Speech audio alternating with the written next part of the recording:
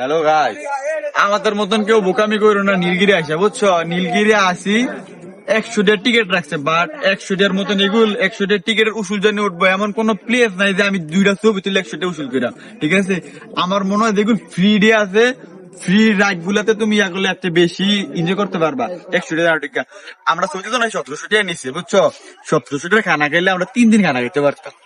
কি রে নয় কি কর 100 টাকা দিয়ে আমরা টিকিটটা কাটলাম, এর চেয়ে ভালো আমরা ঘুরতে পারবো। 3 দিন ঘুরতে পারতাম না ঘুরতে ঘুরে। 30 টাকা করে 90 টাকা, এমন 100 টাকা দিয়ে আমাকে কাটলো, কোনো ফায়দা হইলো না। আফসোস আফসোস। নীলগিরি আবার দরকার নাই, মানে 1700 কষ্ট কিছু খাইতে মজা দিতেছে না। মানে আছে না গাইস, শোনো টিকটকে বা ফেসবুকে যারা যারা ভিডিও দেখতেছো, ঠিক আছে, বেশি বেশি করে ভাইরাল করে দাও, যেমন তারা নাই তো পারে। কেউ যেমন আইয়া যেমন ধোকা না খায়, আঙ্গ মতন ধোকা খাইলে আছে না।